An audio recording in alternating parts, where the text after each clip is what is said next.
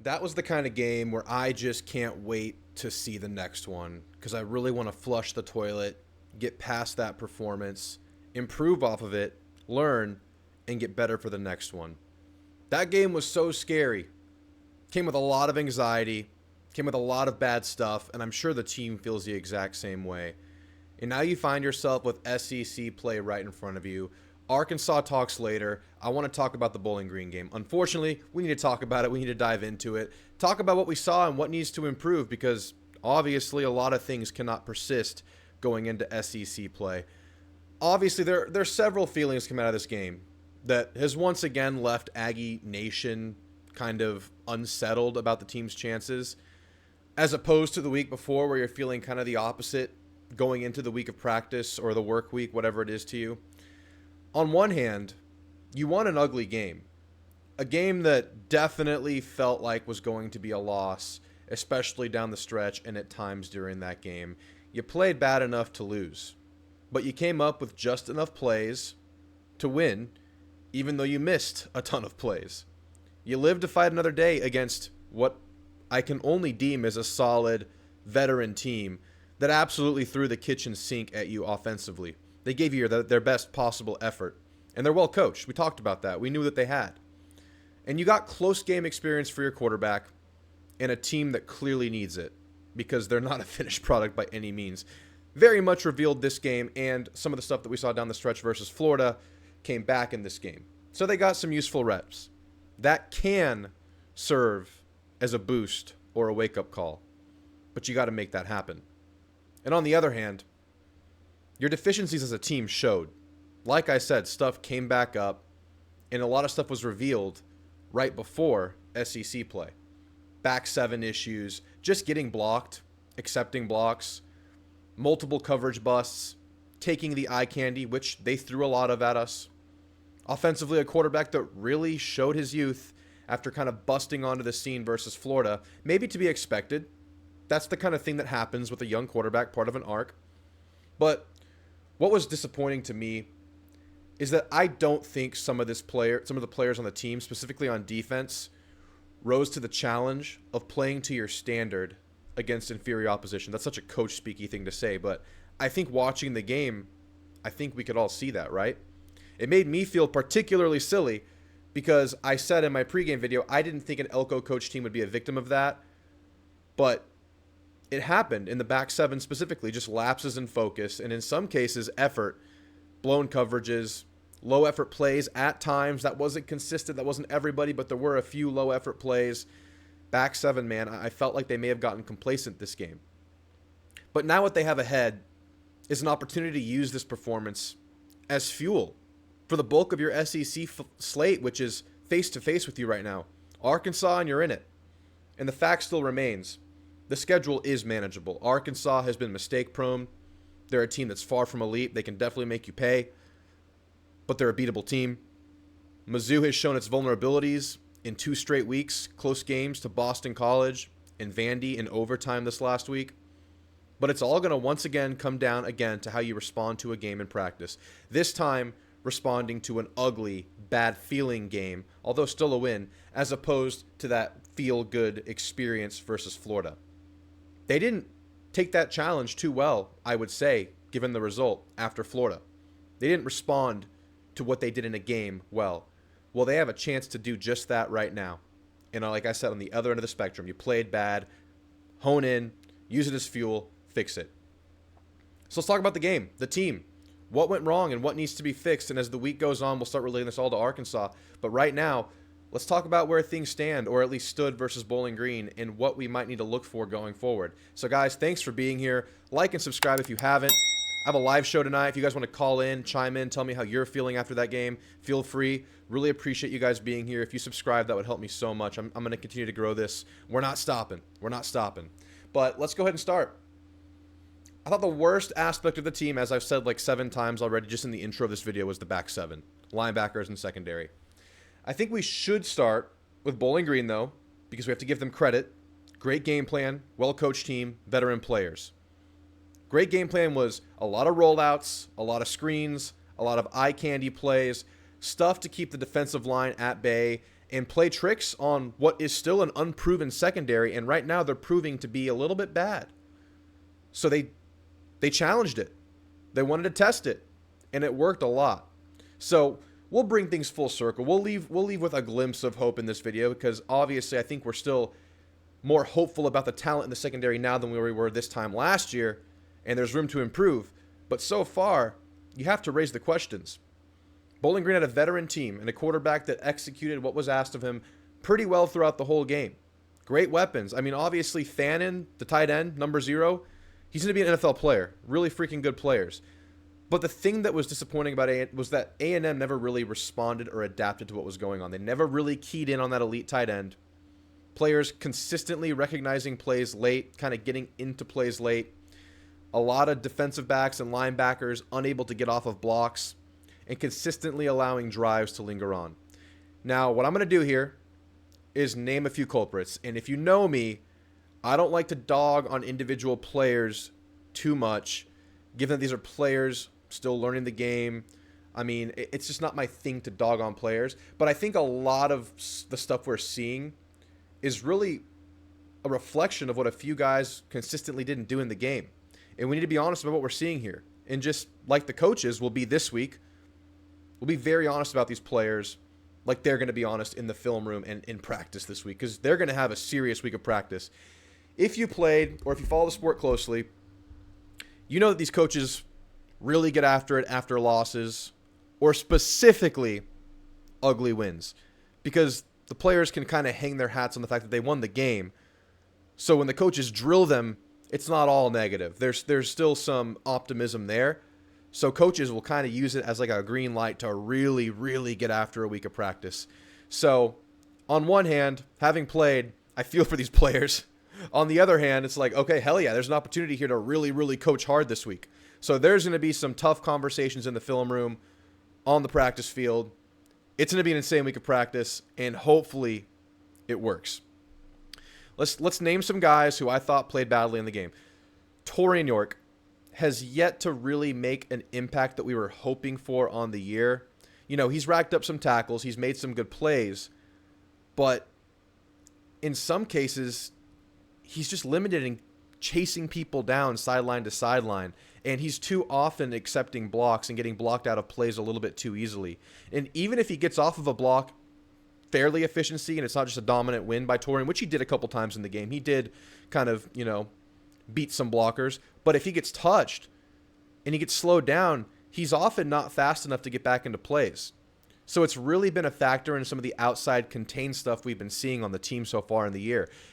He really just needs to hone in on that initial recognition and making that initial correct read that we saw him do so well last year. He needs to go back into that because he needs to be on that right path for every play, given his natural limitations, which, he's going to improve. He's going to hit the weight room. He's going to get faster and quicker and smarter as things go on. But this year so far, we haven't seen what we've wanted out of him, and I thought that showed this game. Jaden Hill got beat on some critical plays.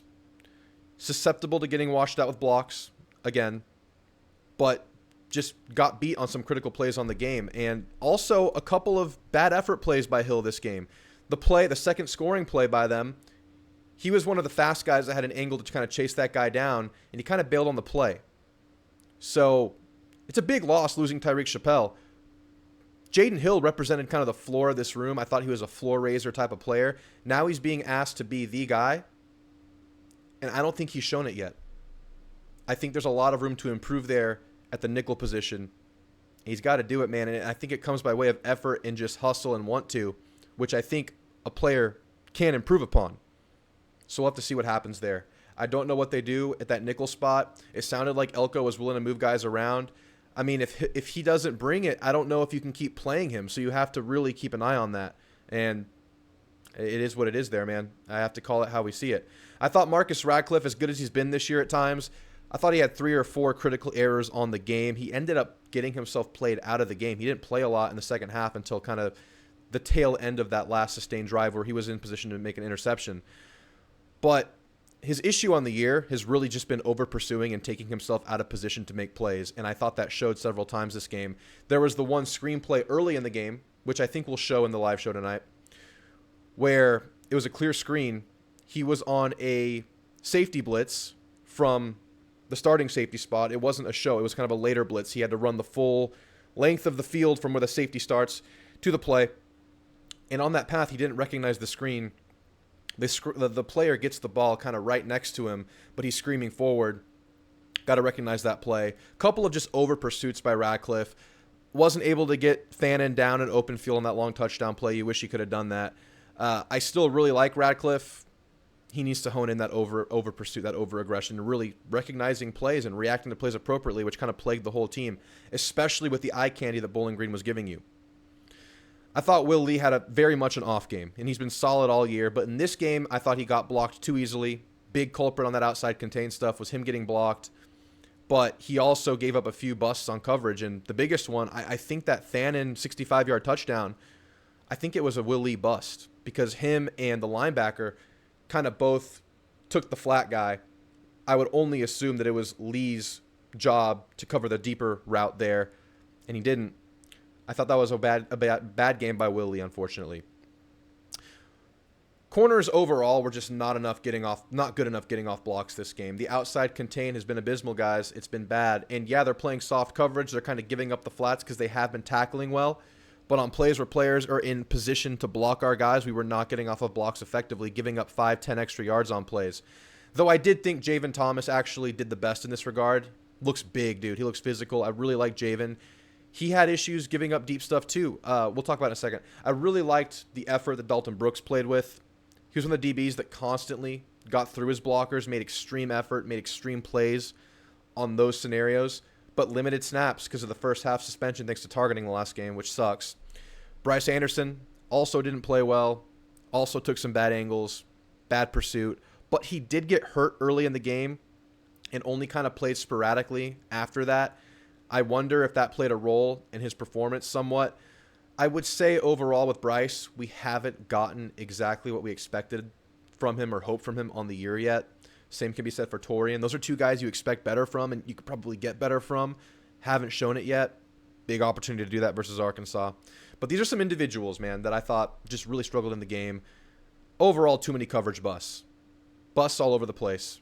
I really just don't think the back seven brought it this game. And that's why I'm kind of comfortable to call some individuals out because I think we just expect at least a level better from some of these players. I know some people are calling for guys to be benched. Overall in the secondary, bad game. It was a bad game. I just don't think they rose to the occasion. That was just playing to their standard, playing locked in, focused, full effort football for a full game versus a team they felt like they could beat. And that was the disappointing part. But talking about busts, on that last drive of the game where it ended in a Radcliffe interception, Bowling Green truly had 3 touchdown opportunities in the air on that they just didn't capitalize on. It was the bust with Javen Thomas that I mentioned a second ago, where Brooks and Javen, they both cheated up on an intermediate route to the tight end. One of the few plays where they were keying in on Fannin, who was killing him, but it could have bit him in the butt right there. They both cheated up, and the deeper route leaked back past them, and he was wide open. But fortunately, the quarterback just missed him. Bad ball. On the Radcliffe interception, the tight end was wide open inside the 5-yard line with no one between him and the goal line. It was a touchdown. He just overthrew him, and Radcliffe got the pick. And the play where the ball came loose when the receiver went down in the end zone, that could have been a touchdown if he held on. Though I will say Damian Sanford was in good position on that play, especially for a linebacker out in coverage. He was right there. I think him being there probably resulted in the ball being jarred out. I don't think he actually got a hand on the ball, but I think his body was on the other guy's body, and that could have resulted in that ball popping out. But that was 3 big passing plays you gave up on that last drive. Critical errors in the clutch of the game, in the critical points of the game, and that just can't happen anymore, man. So a couple things need to happen this week. You're really going to have to make your final rotation decisions going into Arkansas and SEC play. If you're going to make a move, it's probably going to happen now. Now, I don't know if they will, but there are some guys you're just expecting more out of, you're just not getting it from, so we'll have to keep an eye on that. But you really just got to hone in on your focus and your anticipation, your communication, your toughness, your strain, getting off blocks. The busts were terrible. There were too many of them. 2 players in the same zone or keying in on the same guy too often. Just a lack of focus in the secondary this game. You need to be tougher, man. fight through those blocks, react to plays quicker. Just slow processing speed this game. I really thought the back seven didn't bring it versus Bowling Green. And of course, I'm hoping it's just that. I'm hoping this is not an issue that persists the whole year. Having said all that, all those negatives, we went super negative here because you have to with a game like that. I'm going to kind of take after the coaches because I'm sure they're saying the same thing to these players right now. But having said all that, you only give up 20 points in the game. And 7 of those came from an egregious bust for that tight end touchdown. And 3 of those came off of a blocked punt. So it's not like you're in this huge pit that you can't get out of. I think you're still there. Plays are there, man. You just got to go get them. I still think the defensive line is playing well. I know some people are down on the group. I definitely think they're disruptive enough, and I think they're improving every game. I think they've showed that every game. I think Regis specifically is playing his best football right now. I think there's a you can tell when Regis or Turner are not on the field right now. And I've actually seen a lot of good stuff from Rodas Johnson too. I think he's coming on as well. But Scorton hasn't gotten his monster sack on the year, but I think he's involved in so many plays. I think he's beating his guy. He's making the quarterback feel his presence. I'm okay with Scorton doing that. I would like to see him break through and get some of those plays. He's there. Had like 5 solo tackles this game. He's, chasing plays downfield. High effort from Scorton. Shamar Stewart is involved in almost every single play, whether it's messing up blockers or just getting into plays. Had his first solo sack this game. Turner's getting penetration. Maybe he's a little bit reckless at times, but he's doing good things. And I'm okay with the D-line, man. He's got to clean up that back seven. Arkansas will absolutely test them. Let's move to the offense, where to me, the stuff that plagued A&M was pretty cut and dry. The offensive woes came by way of 2 things, in my opinion.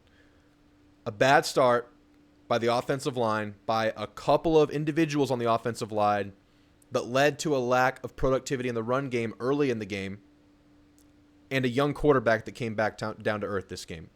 So let's start with the O-line, because I think it's a pretty quick conversation, because I think they played really well in the second half. Overall, they're still impressive in my opinion, especially in pass pro. Really, really good at handing off stunts, something we've seen them struggle with last 3 seasons. They're handling that well, and the running backs are blocking really, really well on pass pro as well. But in the first quarter specifically, you just had some busts on the offensive line that led to a few 3-and-outs. From what I could tell, these all came from either right tackle or the tight end. Several plays that were blocked clean outside of these guys, which just caused the plays to fall apart. And going into the year, we knew that right tackle position was kind of going to set the ceiling and the floor to the offensive line. At least that's what I was saying. I felt like I wasn't super confident in that crown over fathery battle, and it's been much better than I expected all year. They just kind of showed some inconsistency early in this game because they all cleaned it up down the stretch, and the running game was strong in the second half. But you still didn't capitalize on enough drives overall. 4 field goals in the red zone. And I thought that came down to a young quarterback figuring things out. I'll start with this on that front. I thought the receivers definitely played well enough in the game. From what I could tell in the TV broadcast, there were guys open often. And the quarterback found him at times. But the plays where he didn't find them or made bad decisions were costly, inconsequential, and led to the 4 field goal game. And hats off to Randy Bond. He went 4 of 4. I know that one was close. To me, it was clearly a make. I mean, it was good. But he went 4 for 4. Give him credit there after missing 2 bad ones down the stretch versus Florida.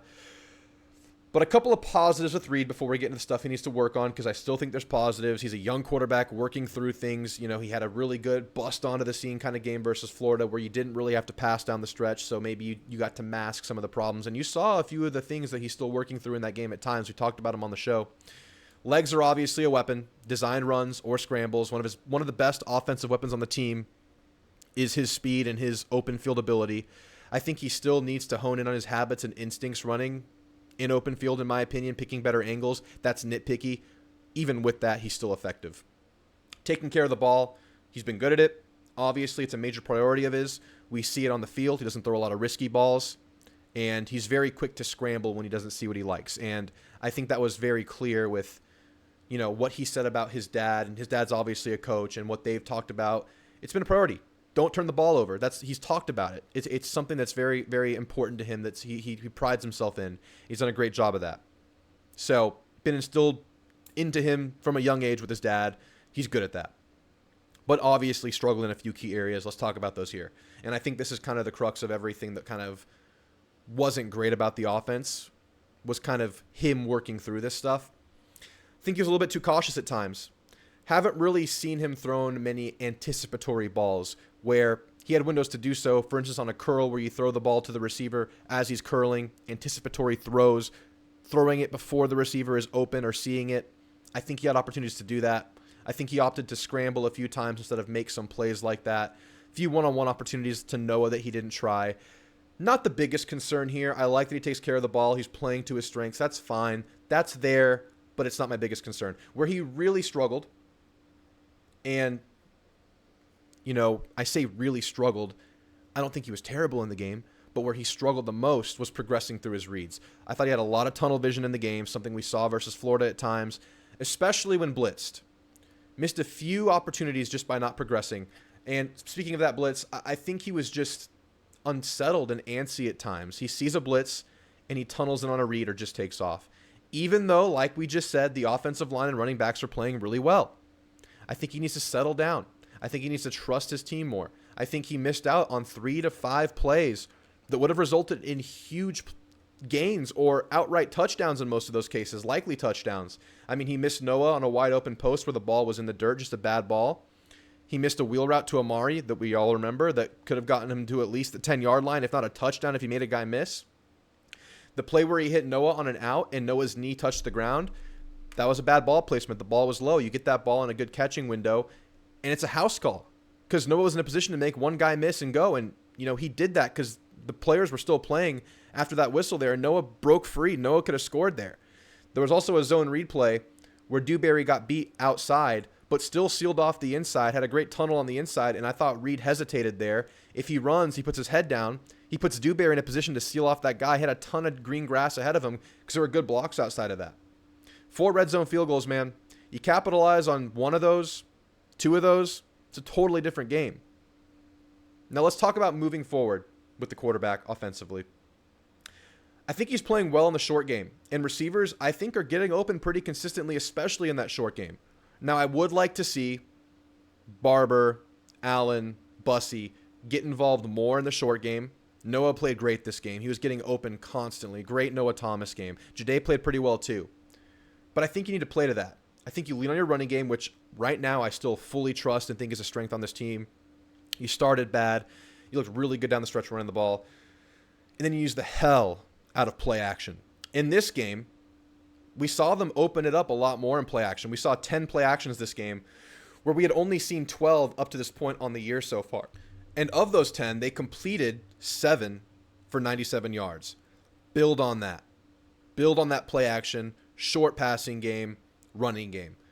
But overall, I think just the buzz phrase you could use to kind of describe what he needs to do is just settle down.